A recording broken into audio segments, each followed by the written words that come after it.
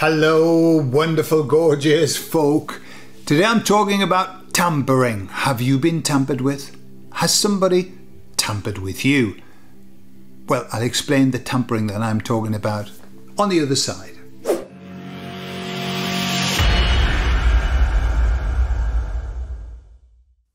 When I was a lad, I was a work-study engineer. Work-study engineers were people who went into factories, timed people with a stopwatch, and then told them how many pieces they had to make every hour. That was my job. So bad that we had a bad reputation. Time and motion men. Yeah, we were the lowest of the low. We could crawl under a snake's belly with a top hat on. We were the time and motion men. And it reminds me of a joke about the man who fell into a vat of sewage and died going through the motions. So, why am I bringing up this job that I used to have? Well, I studied to be a time and motion man. I learnt how to rate people, how to rate the speed that they were working, how to come up with better ways of doing the same things, all of that. Part of the training was to understand people's motivation and also to understand what's called activity sampling. Okay, rated activity sampling. I was a rated activity sampler, and so I would go in and take a snapshot of a scene and rate people how fast they were working. Then I would go away and I would come back, random time, 7 minutes later, take another random snapshot, and I would rate the speed of the work. What happens is if you do it enough times, then you can use formula and basically, you know. But the bottom line is, if you go into a place 10 times and 10 times they're all sitting having a fag, you can pretty much guess that that's what they spend their time doing. Okay, so that was my job. I was a sneaky bastard, but I was really nice with it. I mean, I wasn't designed to be a time and motion person. It wasn't my thing. I used to rate people higher than what they really were doing just because I liked people. But I learned this thing. And it was called tampering. What is tampering? Well, tampering is this. Every activity, living, working, whatever, breathing, every activity has this sine wave flow. Every activity, okay? Goes up, high activity, lower activity, high activity, low activity. It's how we kind of, it's the universe breathing. That's what I would say. All of this. If you look at nature, nature does this summer, winter, yeah? Everything follows this sine wave. What happens is this. You can go in to go and have a look at something and measure it there, right? So let's say that you go in and you're measuring whatever it is and it's following this path, and you actually measure it when it's at the bottom of the dip, and you look at this measurement, you say, that's not good, that's very low, isn't it? Oh, it should be a lot better than that. I know what I'll do.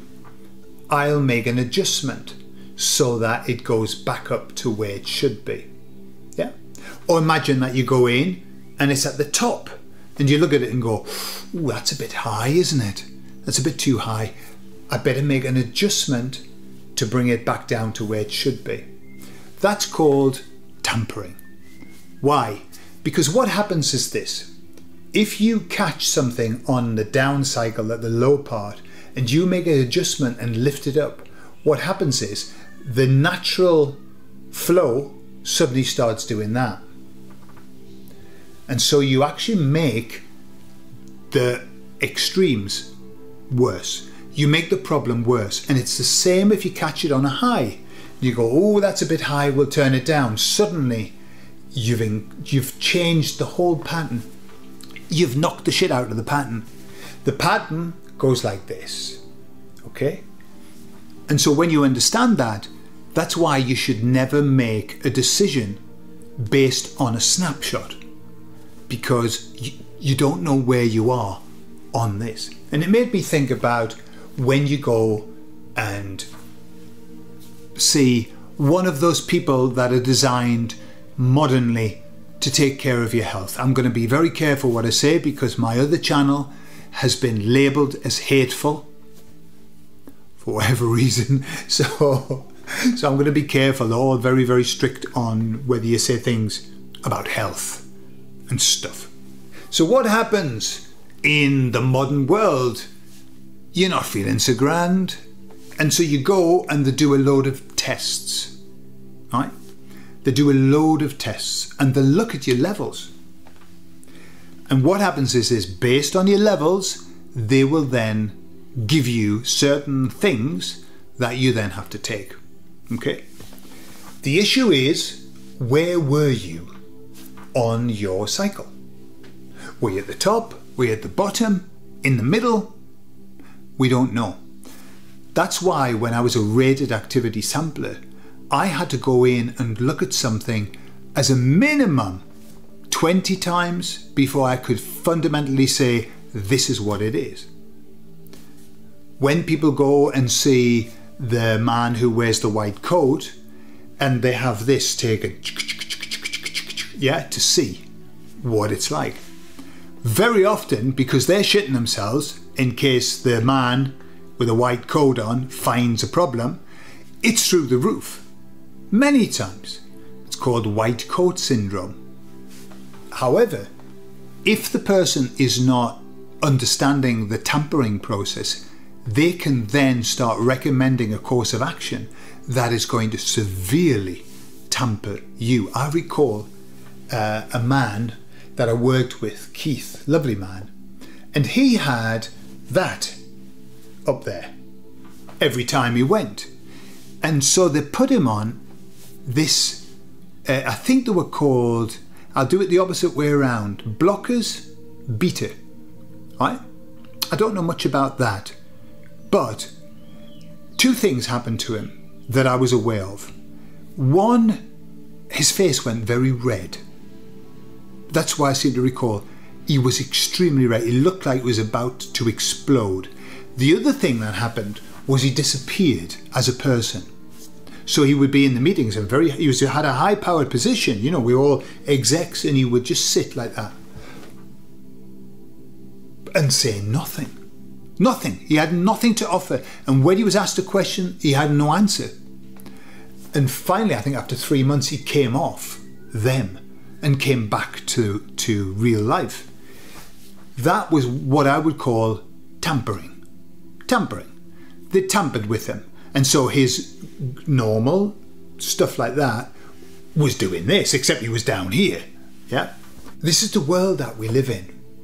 This is the world that we live in. I'll give you another example of tampering. And tampering is not by accident many times. For example, in the UK when there was some trouble and a number of people went out to complain, and then they organised some violence and everything, and that was it. Suddenly all the knobs had to be turned down. That was not allowed anymore. Now we're going to start putting people into the clink and everything. That's what you would call on purpose tampering. Yeah, that's the Hegelian dialect. That's the we'll create the problem, then we'll fix it. Yeah. So the baddies do a lot of tampering, but also I think it exists everywhere. I suppose it's called, we would call it a knee-jerk reaction, and we've got to be careful of it. We personally have to be careful of it. Just because we might catch ourselves on a downer, that doesn't mean that that's where we're going to stay, okay?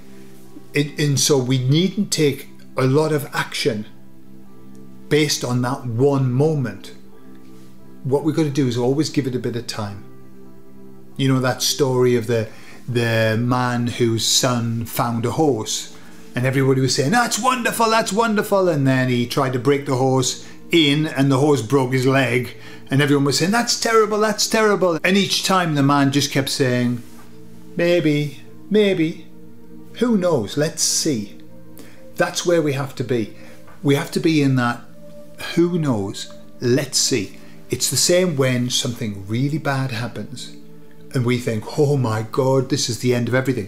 Think back to the to the plan stroke demic. At the time, it looked like the shit had really hit the fan. It looked like things had gone so tits up that they were never ever going to be the same again. And in truth, that is the truth. Things have never been the same again.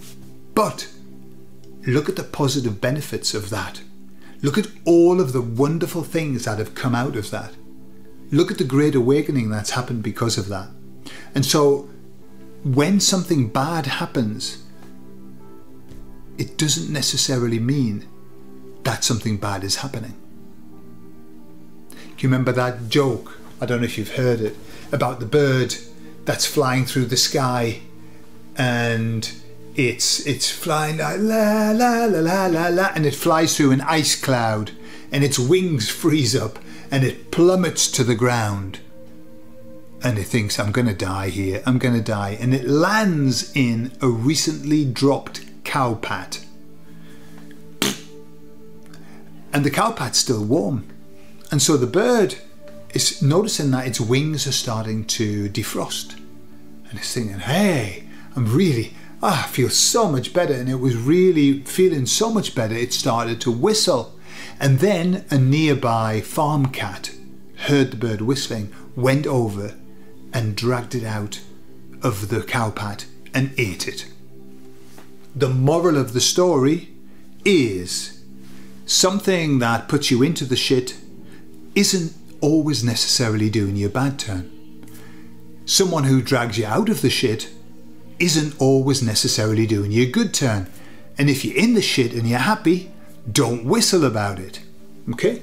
And that's where we've got to be. Sometimes it seems as though we're in the shit, and we knee-jerk and we tamper and we start doing things that we shouldn't really do. We don't really need to do, instead of just waiting it out. And I think that's where we've got to be. Over the next while, we need to wait things out. Just let it happen and see what happens. The sense I get is everything is going to be for the good.